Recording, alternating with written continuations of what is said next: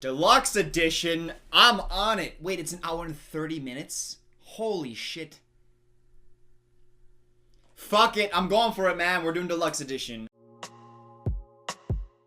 How's it going, everybody? Welcome to Taylor Swift's Red reaction. I know some people are a little bit nervous because it's country. I can tolerate a little bit of pop country, but if it goes too country, I dislike it. I know some people don't like that I don't like country. It's like a cycle of disliking, I guess. Just really not my sound, man. I literally, whenever I hear country music, like pure country music, it makes me want to die. However, like I said, pop country is not the worst thing in the world. I can tolerate it. You guys said that Taylor Swift, this is like the best lyrically that she's ever been. I will get to 1989 at some point, but we're going to start with Red here. The first track on here is State of Grace. Let's give this a listen, man. I'm excited. I'm new into Taylor Swift's music. I've heard a lot of 1989 stuff, but not a lot of this stuff.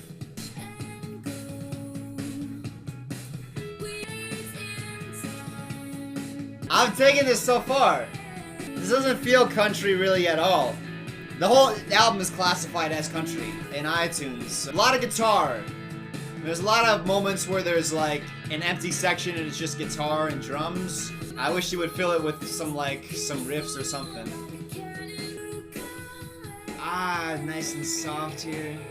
And then it's gonna come back in.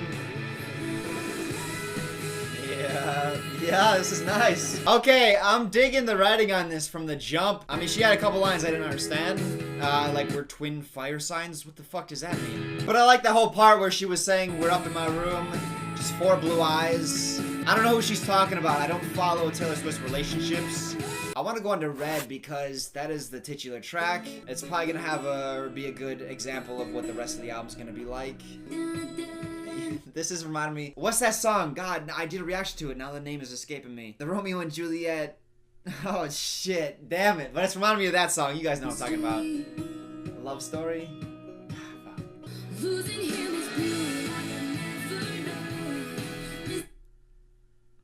Hold on. That was reminding me of Halsey's Colors. And obviously this came out first, but damn.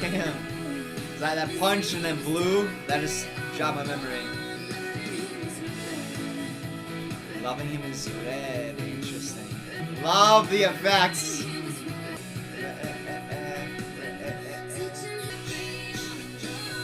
Ah, yeah. This production is better than I thought it was gonna be on this album. Alright, man, I want to go back in this song a little bit because I like how she plays with the colors. Losing him was blue.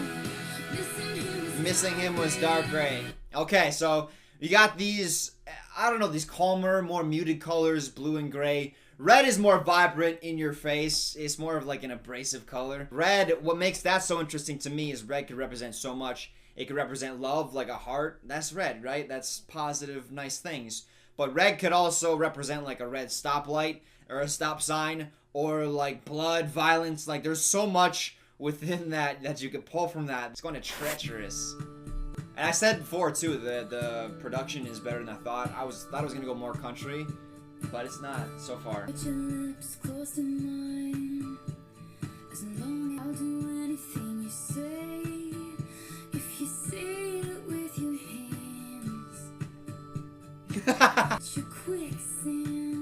That's man, in this relationship, I don't know if she's singing about the same relationship, but it's 3 times it feels like she notices that she shouldn't be in this relationship. Yeah. That's like the hallmark of a young relationship, man. Young in love, doesn't matter, like the bad stuff. It's like, it's forgivable. Like a lot of stuff is forgivable when you're just head over heels for somebody. And she recognizes it's bad, but she's gonna continue to pursue the relationship anyways. Love this. Pull the instruments back. Let me hear her voice. Great. That is so far my favorite song on the album. I don't know. I like the deeper cuts. It's very simple. There's not like a whole lot going on in terms of the instrumentation, but it feels calm. And for some reason, I can kind of picture the whole thing. Not for some reason, I know, because I like how she was working the lyrics. In fact, there was one line, she says, I hear the sound of my own voice asking you to stay. It's like she's not totally on board. The fact that she hears her voice say it, instead of saying, I ask him to stay, she's saying, I hear myself say that. So she's not fully like conscious of the decisions she's making. I like how she just worked that lyric. That's a great way to add like another layer. Let's go on to I Knew You Were Trouble. Heard this before. I won't spend much time on it.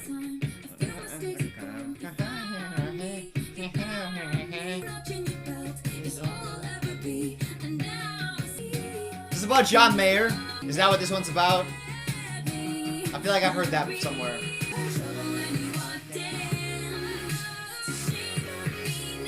And now, actually, that I hear that song, I knew you were trouble when I walked in, so shame on me. So I should have recognized that. The whole album so far is she's been doing things that she knows in her mind probably aren't great for her, but she's doing them anyways.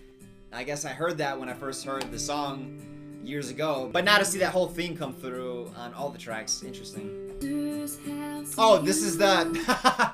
I should have known. I was like, this song name looks familiar, but she did the live performance of it. Love that live. We're gonna move on to the next song. I've heard these 3 songs before. I gotta do this music video though. I don't remember this part of it. I only remember the chorus. This is more country than I thought. That drum is heavy as hell, man.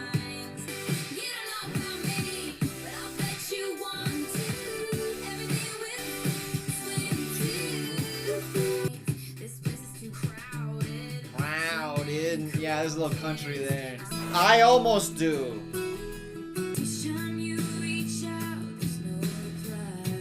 Oh shit, so she's ignoring him. Oh, okay. I'm getting it now. I was just kind of trying to understand Taylor's perspective, why she wouldn't respond back if she really, really wants to. But she's just trying to protect herself because she knows... This is the opposite of everything so far. Everything that she's done, she knows she probably shouldn't be in that relationship, but she is anyway. She's like foregoing those warning signs. Here, the relationship backfired and it like hurt her really immensely. And now the relationship is over and this guy's contacting her again. She's like, I can't because I don't want to get hurt again. That's really interesting, that progression. She says... I want you to know that I almost respond to your calls and I almost want to run to you, but she doesn't, so she obviously doesn't want to enough. Or she's afraid to, but you wouldn't want him to know that because then he's just going to continue to contact you when you need to cut that contact off, right? Sometimes you wonder about me. No, Taylor! Taylor, move on. Don't hope that he's thinking about you. Hope that he's moving on. That's part of the youth coming through again. She realizes she can't respond to that person because she can't fall into that again. But she's not mature enough to be like, I want you to not want me anymore. You know? That, oh man, there's so much complexity here. Let's go on to a song I've heard before. Not gonna spend much time on it, like I said before with the other songs I've heard. Each other in a month when you said you needed space.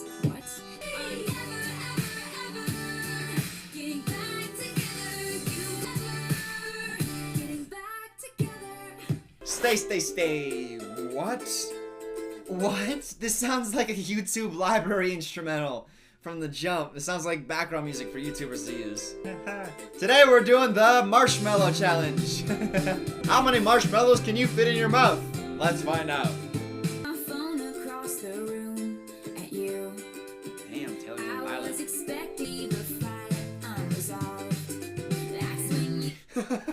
I don't know how I feel about the song. I hate it, and then I kind of like it at the same time. It feels like a cheesy... I don't know, man. It feels like Rebecca Black level. Cheesy at times. Like, especially with the instrumental, it feels like very childish. I shouldn't say Rebecca Black. I should say, like, it feels like a children's song. Because she's teaching a lesson in forsaking a rhyme in order to say, you should never leave a fight unresolved. We should never go to sleep angry. You should never get violent. Because, kids, you gotta be a good person. I guess it feels like that childish. But at the same time, she's kind of telling an interesting story about, like, she throws her phone, and she's expecting a reaction, like a really dramatic thing where he's gonna leave, storm out, they're gonna have a huge fight, but he doesn't, and that, I don't know, I'm excited to see where it goes, but I kind of hate the song at the same time.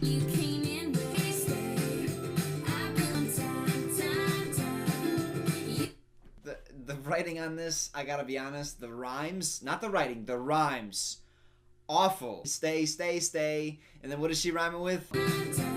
Time, time, time. Like stay, stay, stay. And then you rhyme something with stay and you can repeat that 3 times.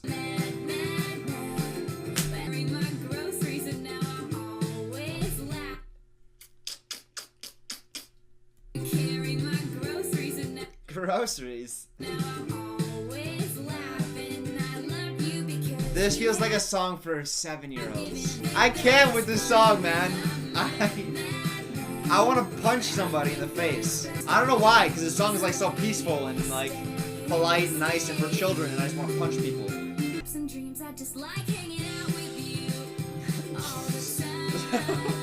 I kind of hate that song, but at the same time, I see its charm, and I would totally be down for listening to it again. Let's go to the last time. Gary Lightbody. Sorry, Gary. How I got there. Damn. Hey. Nice little duet here. Just like all those times before, you wear your best This might be the best on the album. It's not even half over yet, but I'm thinking this is probably gonna be the highlight for me. I love the duet. Their voices go together really well, and Taylor feels like she's not trying to over-sing anything.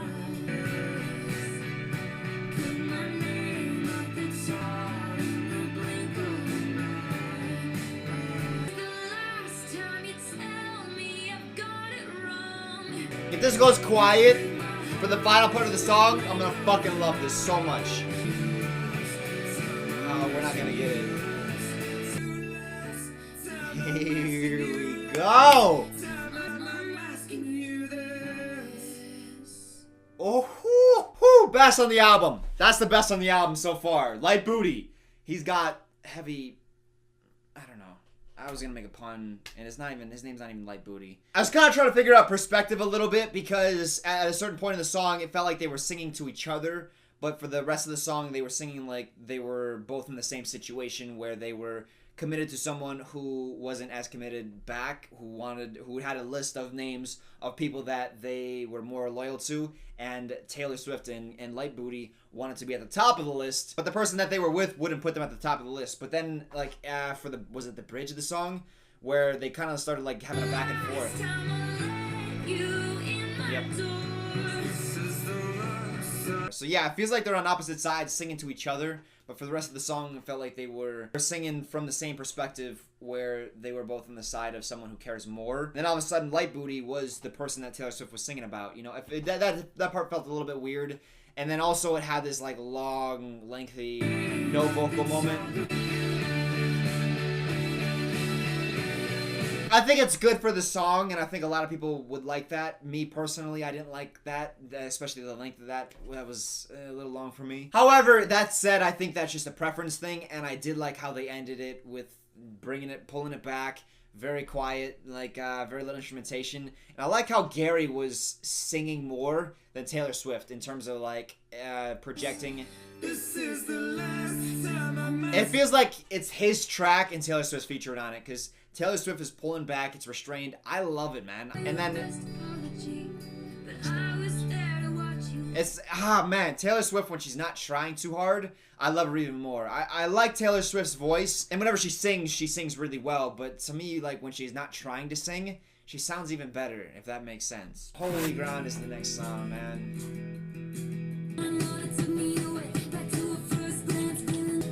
Yeah, I like this production, man. I'm feeling it. This production's making me, like, not focus on the lyrics. In a good way. Just vibing along to it, you know?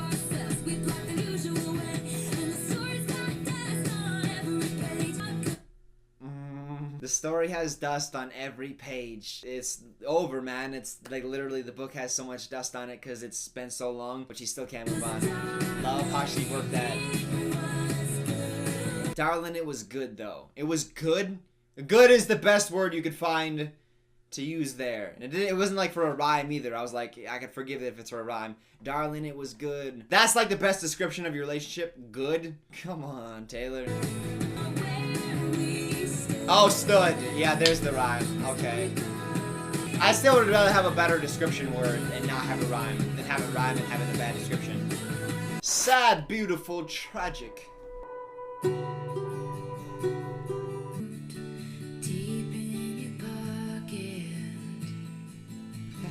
It's the little things, man, and that's why I'm appreciating the writing so much on here. Deep in your pocket. It's just not in your pocket, it's deep in your pocket, meaning it's probably going to stay there and it's been there for a while. It implies a lot just by adding that one word, deep. It just implies so much. That's why the writing is good on this.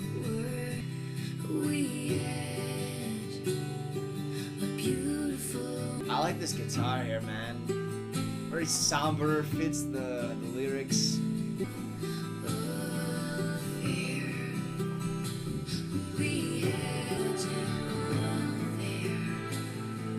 So much versatility on this album.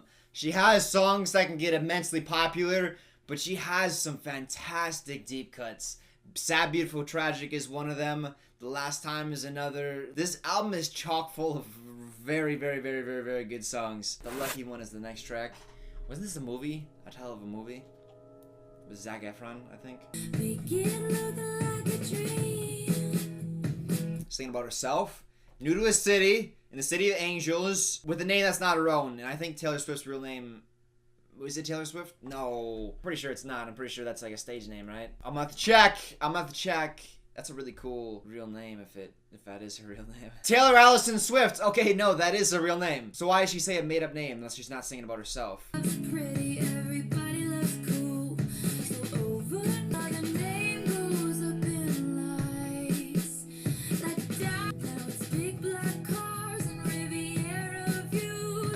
I'm so used to like Lana Del Rey and Lady Gaga singing about like the pitfalls of fame, and then hearing Taylor Swift sing about all the positives, I'm like, okay, where's the negative? I guess I'm so jaded now because of those two artists.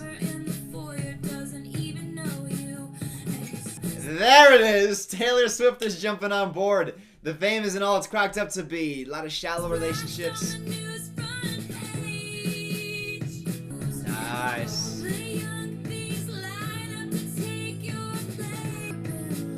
Oh, nice! You're being replaced now.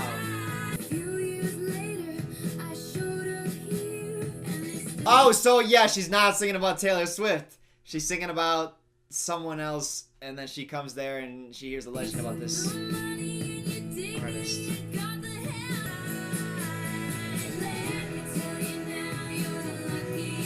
I knew it. I'm getting chills because I knew this was coming. I love how the perspective of this song. At first, it's like you're searching for the lights. You want your name headlining, and then you get that, and then all of a sudden, someone else comes and she sings the same words for the second chorus. Another name up in lights, but now it's not her name. It's not the first artist, whoever she's singing about. It's somebody else, and then she says the lucky ones. First, you were lucky to get the fame. Now you realize you don't want that, so now you're lucky that someone else is taking your place and you can go away. And now Taylor Swift at the end is singing, you're lucky because I have that fame and I don't want it. Oh, God, this track. Whew. Oh, this next song. Holy shit, how did I not look at this earlier? But it's featuring Ed Sheeran. I literally did not look that over. I didn't look at the features. I just, yeah. Okay, cool. This sounds familiar. I might have heard this before.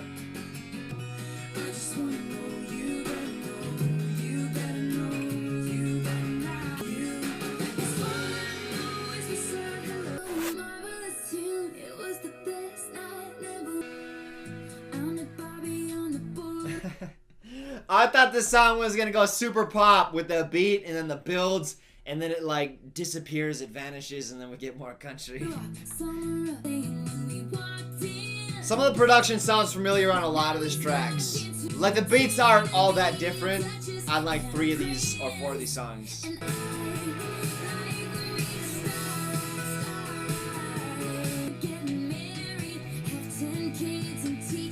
And now we're back to the childish relationship where they're 17 years old. She recognized he's talking crazy. He's talking about marriage and kids and stuff. And it's like, hold on a second, bro. Slow your roll. We're 17. But Taylor's into it because it's like a magical night under the starlight. Yeah, man, that was a nice track. Begin Again. I'm feeling like we should close it here. And then I might do the bonus tracks on another video. The moment I knew Come Back, Be Here, Girl at Home, and then Treacherous Demo, Red Demo, and State of Grace Acoustic. I think I'm going to save all those tracks for a separate video. So let's end it with Begin Again, and then I have a ton of thoughts. I guess not really, I've said a bunch, but I have some things to say about the album as a whole here. Surprised the shit out of me, this album. You didn't like it when I wore high heels, but I do. How can girls like to wear high heels? That's a question I don't understand, because they're like, they gotta be so difficult to wear. Walking like this at an angle, it feels like it would be uncomfortable. But to each their own. Expecting you to be late, but you got here early and you stand and wait. You pull my chair out and help me in. Chivalrous. You know how I think I'm funny, 'cause he never did. I've been spinning again. I'm glad I'm ending with this song, because this is a legit closer. All these relationships, and I guess she's kind of like mashed it into one person. Never found her funny. This guy does. Even though like through all the heartbreak and all the sadness and all the, like, the negative stuff of the past relationships and the things that they put her through, like, those aren't everybody, you know? She's gonna find love again, and she's falling in love already in this cafe. That's a nice way to end the album, man. I've been spinning the last 8 months, thinking all of This is the most country this album's gotten, I feel like. Just this section here.